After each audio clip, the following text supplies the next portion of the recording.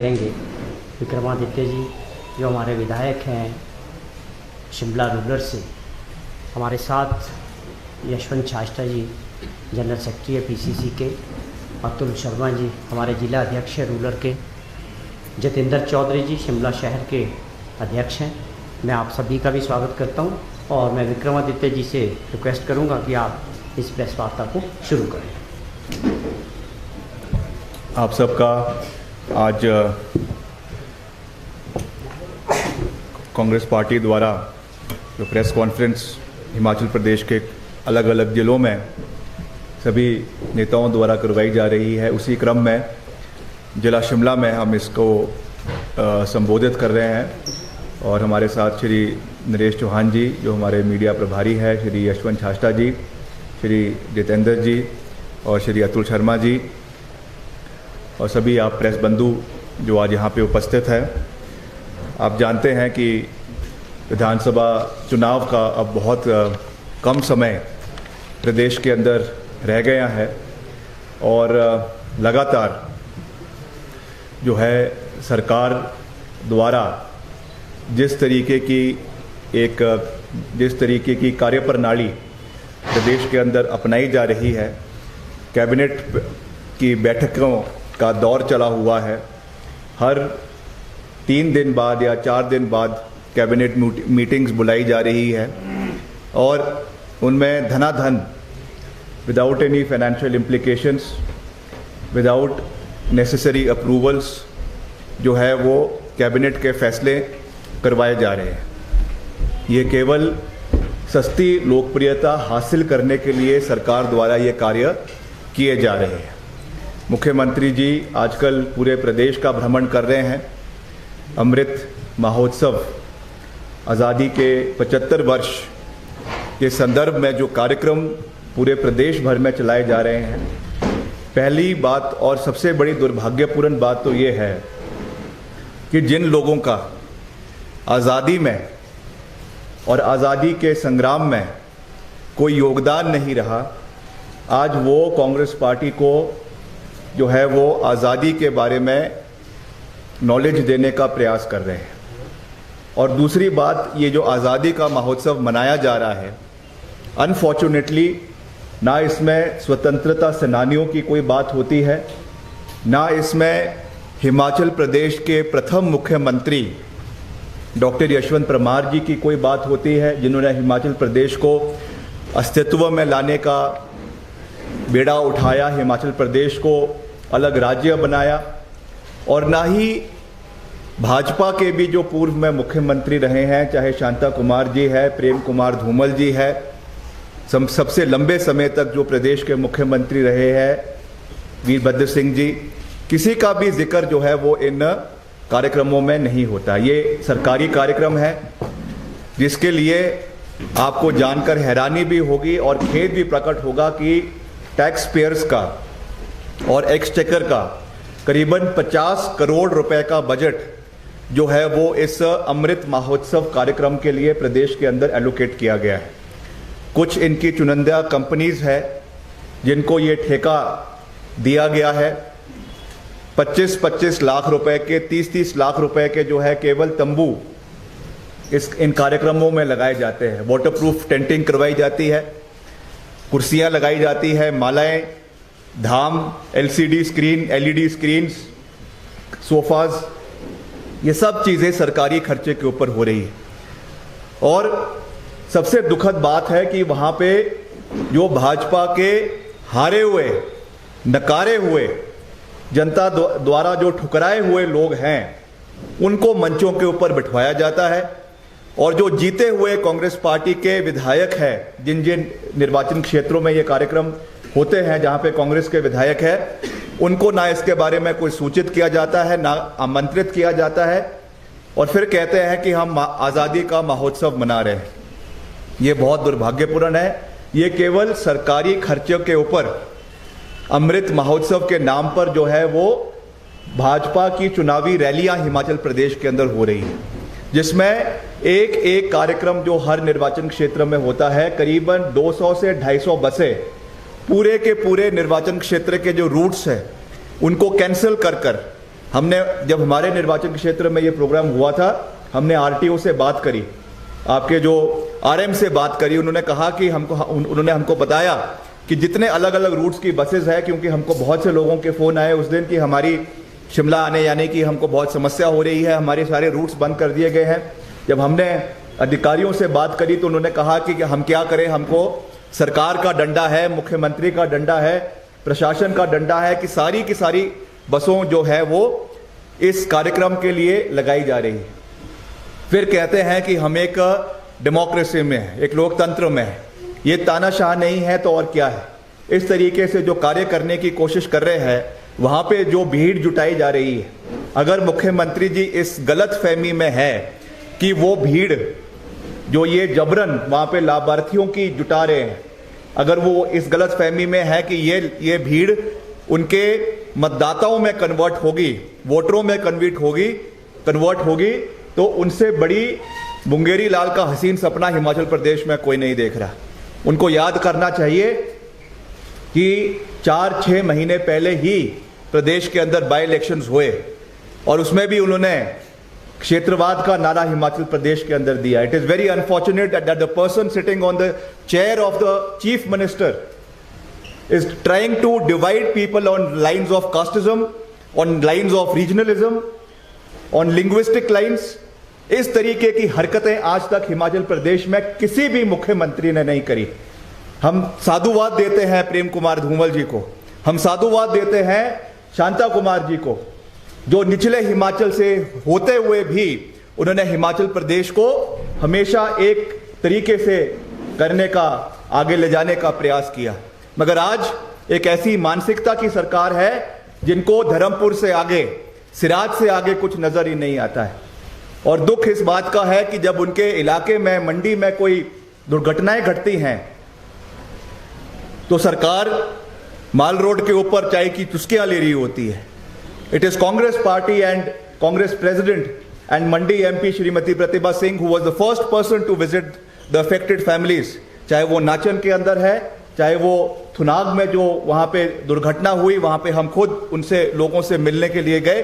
ये कोई राजनीति की बात नहीं है, मगर मेरे कहने का तात्पर्य ये है कि जब मुख्यमंत्री जी ने ये नारा दिया था कि मंडी मेरी है और मेरी रहेगी, हमने ये कहा था कि मंडी किसी की नहीं है, मंडी केवल मंडी के लोगों की है, हिमाचल प्रदेश के लोगों की है और हिमाचल प्रदेश की 68 लाख जनता के और 70 लाख लोगों की जनता की है। This is what we strive for. ये हमको हमारे संस्कार हमारे देश के नेताओं ने दिए हैं। हमारे प्रथम प्रधानमंत्री स्वर्गीय पंडित जवाहरलाल नेहरू ने दिए हैं, श्रीमती इंदिरा गांधी ने दिए हैं, राजीव गांधी ने दिए हैं, राजा वीरभद्र सिंह जी ने दिए हैं, और इसी सोच पे हम हिमाचल प्रदेश में आगे चलते रहेंगे। आज जिस तरीके से मुख्यमंत्री जी सभाओं में जाकर ये कहते हैं कि कांग्रेस की अपनी कोई गारंटी नहीं है, उनको अपनी फिक्र करनी चाहिए, अपनी सरकार की फिक्र करनी चाहिए, क्योंकि अब उनका ज़्यादा समय हिमाचल प्रदेश के अंदर नहीं रह गया है। जैसे उन्होंने पिछली बारी नारा दिया मंडी मेरी है, मेरी रहेगी, उसका अंजाम आज प्रदेश के लोगों के सामने है। वैसे ही जो रिवाज बदलने का ये नारा दिया जा रहा है हिमाचल प्रदेश के, हम ओपन चैलेंज देते हैं आप लोगों के माध्यम से कि 5 ऐसे वर्ग हमको बता दें हिमाचल प्रदेश के अंदर, चाहे वो कर्मचारी है, चाहे वो बागवान है, चाहे वो किसान है, जो इस सरकार से खुश है। आपने खुद देख लिया कि हमारे बागवानों के क्या हाल है, हमारे जो एप्पल प्रोड्यूसिंग एरियाज के खास करके जो बागवान है, जिस तरीके से उन्होंने हिमाचल प्रदेश सचिवालय का घेराव किया। It was not a political rally, it was not a political movement, it was a voluntary movement of the aggrieved horticulturalist of that area, जो वहां पर आए, उन्होंने अपना दुख प्रकट किया। आपने पिछले कल एक अखबार में देखा किस तरीके से जो 50 रुपए यहाँ पे आप सेब खरीदा जा रहा है, 350 रुपए 400 रुपए प्रति किलो जो है वो दिल्ली के अंदर बेचा जा रहा है। और सरकार मौन है, मुख्यमंत्री मौन है, उनको अपनी रैलियों से फुर्सत नहीं है। आज वो बागवानों की आवाज को नहीं सुन रहे, आज वो किसानों की आवाज को नहीं सुन रहे, कर्मचारियों की आवाज को नहीं सुन रहे। हमने तो, हमारे शीर्ष नेतृत्व ने, छत्तीसगढ़ के जो मुख्यमंत्री है, जो हमारे चीफ ऑब्जर्वर है, और सभी हमारे वरिष्ठ नेताओं ने, प्रदेश अध्यक्ष ने, नेता प्रतिपक्ष ने, हमारे हमारे जो टिकट आवंटन कमेटी के सदस्य हैं, सब ने मिलकर ये बात कही है कि हम ओल्ड पेंशन स्कीम को हिमाचल प्रदेश के अंदर लागू करेंगे। ये हमारा वादा है। और पहली कैबिनेट मीटिंग में हमने तो विधानसभा के अंदर भी पूरी ठोक बजा के ये बात करी है, in the first cabinet meeting of the new Congress government Himachal Pradesh में ओल्ड पेंशन स्कीम की बहाली करवाई जाएगी और इसके लिए हम वचनबद्ध हैं। दूसरा, जो हमने युवाओं के लिए खास रूप से बात करी है, जो हमने गारंटी की बात करी है कि हम 680 करोड़ रुपए का पैकेज प्रदेश के युवाओं के लिए देंगे, जिसमें particularly in every assembly constituency 10 crore रुपए का बजट जो है वो इंटरेस्ट फ्री लोन का युवाओं को दिया जाएगा, first come first serve basis के ऊपर। जिनके रिक्विजिट कागज पूरे होंगे उनको 1-1 लाख रुपए का ऋण जो है वो बिना इंटरेस्ट का प्रदेश में रोजगार को बढ़ावा देने के लिए हमने लिया है। इसके अलावा आप जानते हैं कि महंगाई आज चरम सीमा के ऊपर है और एलपीजी सिलेंडर की हर जगह पे बात होती है, महंगाई की हर जगह पे बात होती है, कड़वे तेल की बात होती है। महिलाओं को निजात दिलाने के लिए एक मॉन्यूमेंटल डिसीजन कांग्रेस पार्टी ने लिया है और एक बजट एलोकेशन जो है वो हमने किया है। और हम जब हमारी सरकार बनेगी 1500 रुपए 60 साल से आपके 80 साल के बीच 18 से 60 साल के बीच में सभी महिलाओं को 1500 रुपए प्रति माह का पेंशन हमने देने का निर्णय लिया है। इसके अलावा जो हमारी आवारा पशु आज आप देख रहे हैं हर गांव में, एक और भारतीय जनता पार्टी कहती है कि हम गौ रक्षक हैं, मगर आज आप हिमाचल के किसी भी कोने में चले जाएं, कभी हम रामपुर के दौरे पे जाते हैं, कभी कुल्लू के दौरे पे जाते हैं, खास करके रात के समय में हर मोड़ पर आवारा पशु हमको देखने को मिलते हैं। हमने ये कहते हैं, हमने हर जगह पे जो है वो गौ सदन बनाए हैं, मगर आज भी सड़कों के ऊपर जो आवारा पशु है उनसे निपटने के लिए, उनको एक शेल्टर प्रोवाइड करवाने के लिए हमने ये निर्णय लिया है कांग्रेस पार्टी ने कि हम जो है गोबर को जो है वो दो रुपए प्रति किलो सरकार उसे जो है वो करेगी, परचेज करेगी, खरीदेगी। और ये मॉडल एक सक्सेस मॉडल जो है वो छत्तीसगढ़ के अंदर हुआ है। आज बहुत से भाजपा के कार्यकर्ताओं को, भाजपा के नेताओं को इससे तकलीफ हो रही है, मगर वहां पर छत्तीसगढ़ के अंदर पूरा मॉडल जो है वो इससे तब्दील हो गया है। इससे एक नई रेवोल्यूशन जो है वो हमारे ग्रामीण क्षेत्र के अंदर आई है और हिमाचल में भी इसको आने वाले समय में इम्प्लीमेंट किया जाएगा, ताकि जितने भी आवारा पशु हमारे कई बाहर छोड़े हुए हैं, एक इंसेंटिव लोगों को हो कि वो उनको वापस अपने घर पे लेकर आए, ताकि उनकी रखवाली जो है वो समय रहते हुए हो सके। और जो अपने को ये गौ रक्षक बनते हैं, जो कहते कुछ हैं करते कुछ हैं, उनको हम सिखाएंगे कि असली में गौ की रक्षा कैसे जो है वो प्रदेश और देश के अंदर करवाई जा सकती है। इसके अलावा हमने ओपीएस की बात, सपोर्ट प्राइस है वो खुद बागवान और किसान उस चीज को तय करेंगे, उसमें सरकार का कोई हस्तक्षेप नहीं होगा। निश्चित तौर से जो कानून है वो तो विधानसभा के अंदर पारित होना है, मगर स्टैंडिंग कमेटी में आने से पहले इसमें एक हाई पावर्ड कमेटी बनाई जाएगी, जिसमें जितने भी हमारे प्रोग्रेसिव ग्रोअर्स हैं, हमारे किसान हैं, बागवान हैं, उनकी एसोसिएशंस को उस पर ऑन बोर्ड लिया जाएगा। And only after due deliberations, discussions with these horticulturalist and agriculturalist, उसके बाद पे ही हम इसके ऊपर भी जो है आने वाले समय में निर्णय लेंगे। तो ये सब चीज़ें आज जो है वो हमारे सामने है। जयराम जी और सरकार चाहे जितनी मर्जी ये बातें करते रहे कि कांग्रेस के पास अपनी कोई गारंटी नहीं है, या महंगाई के ऊपर कोई बात करते रहे, या और कोई टिक्का टिप्पणी करते रहे, मगर प्रदेश की जनता ने ये मन बना लिया है कि इस बारी हिमाचल प्रदेश में कांग्रेस पार्टी की पूर्ण बहुमत के साथ सरकार बनने वाली है। और हमने जो भी 10 गारंटियां हिमाचल प्रदेश के लोगों को दी है, ये कोई जुमला नहीं है।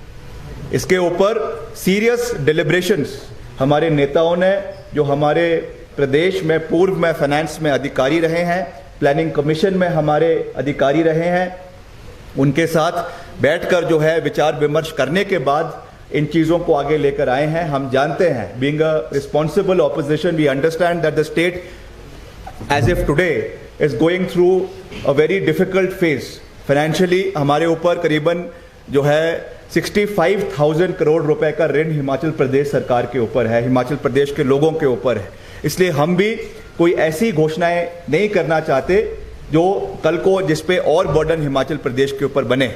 मगर ये जो 10 गारंटियां हमने दी है, जैसा मैंने कहा कि इनकी हर डिटेल में स्टडी करने के बाद ही हम इन चीज़ों को लोगों के बीच में लेकर आए हैं and we stand committed to implement them जब हमारी सरकार हिमाचल प्रदेश के अंदर आने वाले समय में बनेगी।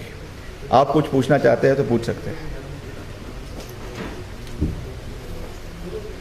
आप ये जो मंडी वाली बात कर रहे हैं, मंडी हमारी है, क्या क्षेत्रवाद हाँ जी, क्षेत्रवाद का नारा है मुख्यमंत्री?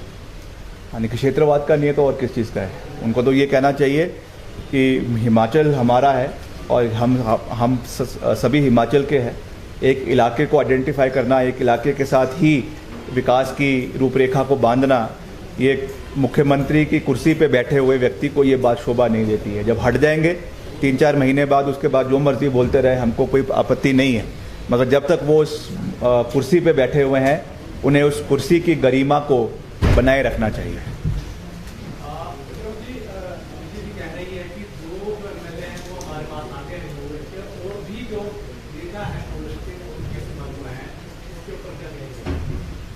देखिए, जो भाजपा में 2 एमएलए गए हैं, उनकी जो पृष्ठभूमि है वो भारतीय जनता पार्टी की ही रही है और वो वापस अपने परिवार में वापस गए हैं।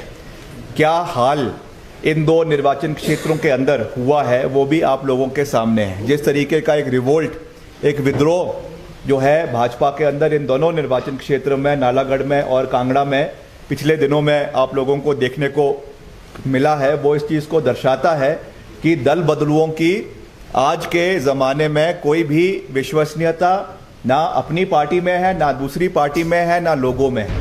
इसलिए वो जिसको भी लाना चाहते हैं ला सकते हैं, वो स्वतंत्र है। मगर प्रदेश की जनता ने ये विश्वास, ये मन बना लिया है कि जिसके पास भी कांग्रेस पार्टी का चुनाव चिन्ह होगा, हाथ होगा, केवल वोट उसी व्यक्ति को पड़ेगा और व्यक्ति विशेष को नहीं मगर पार्टी को जो है वोट देते हुए हिमाचल प्रदेश में एक मजबूत सरकार कांग्रेस पार्टी की बनेगी।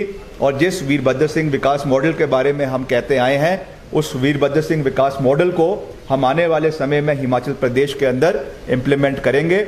इसके लिए हम सब जो है वो वचनबद्ध हैं। भाजपा ये कह रही है कि जो गोबर गारंटियां हैं सारी, और आखिर गोबर खरीद के सरकार करेगी? नहीं, ये आगे बेचा जाता है।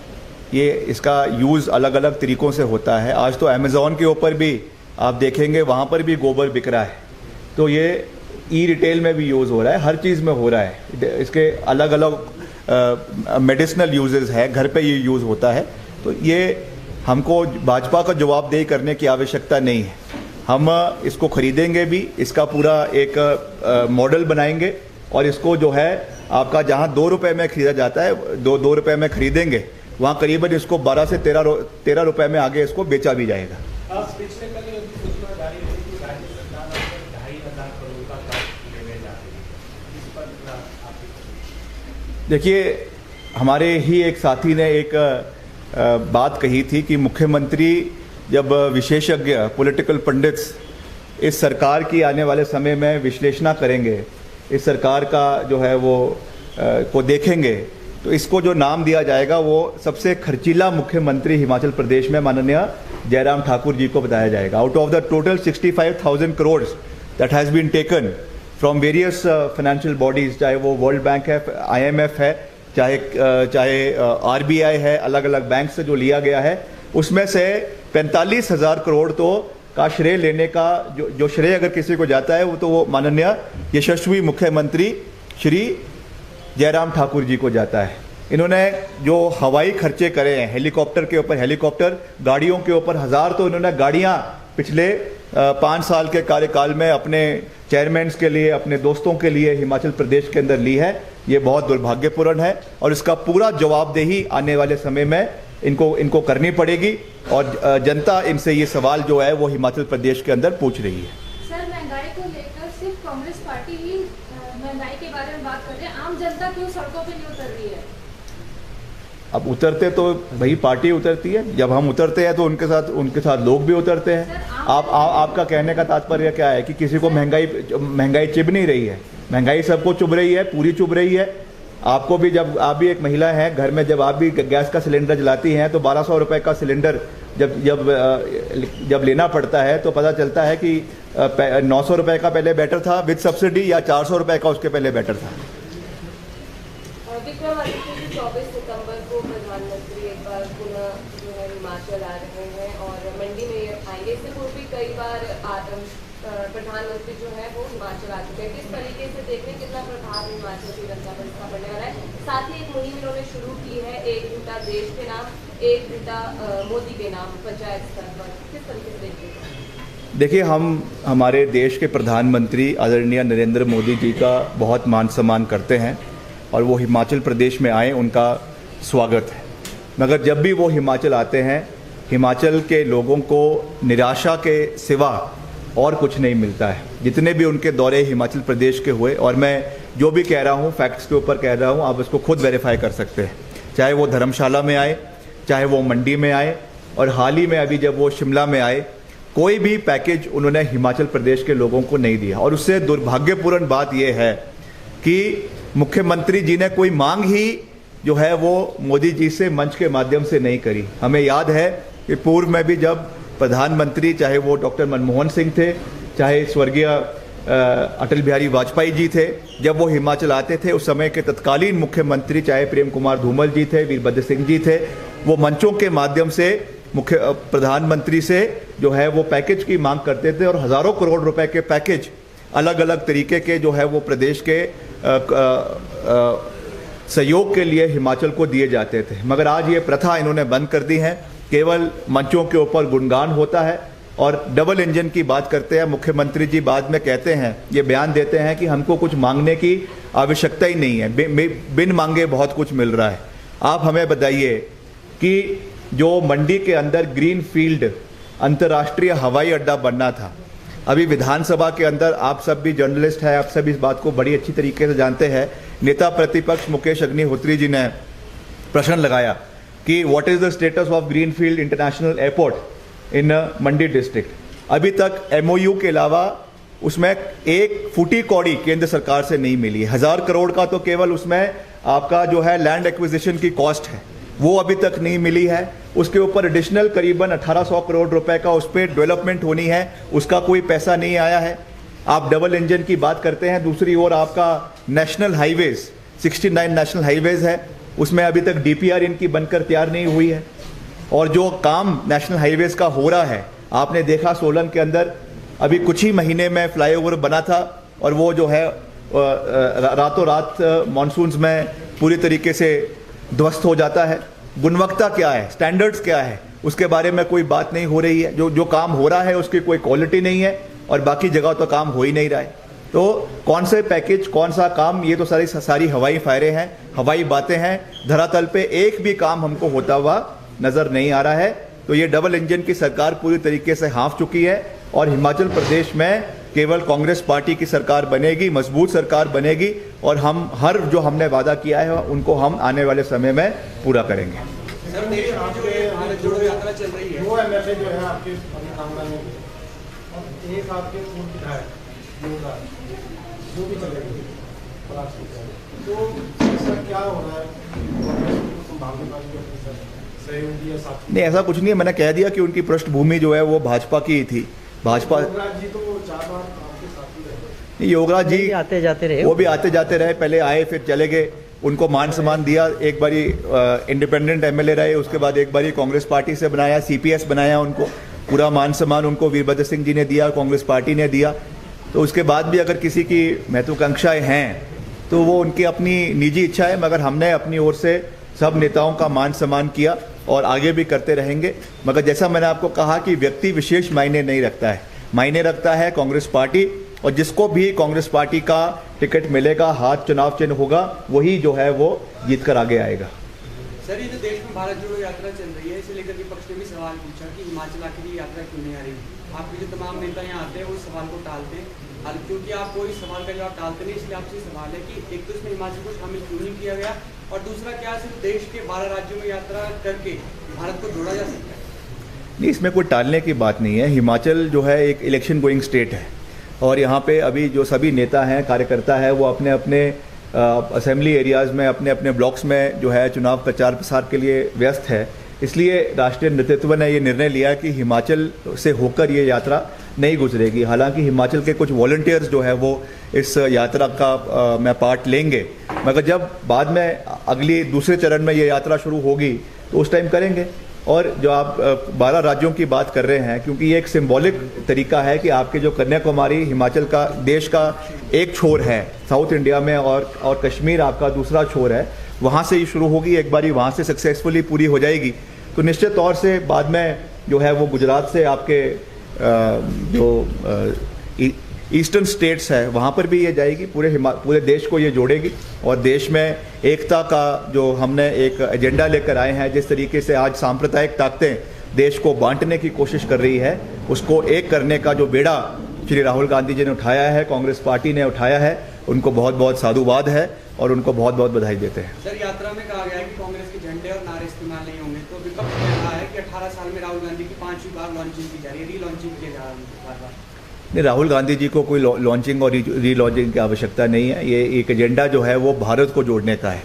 ये हम इस बात से जो है हमें गर्व है कि राहुल गांधी जी आज he is the most recognisable face in the entire country, चाहे वो कश्मीर है, चाहे कन्याकुमारी है, चाहे तमिलनाडु है, चाहे असम है, चाहे गुजरात है।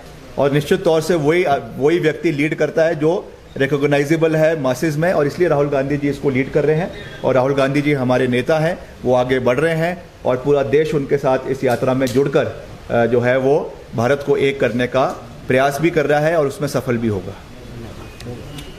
Thank you.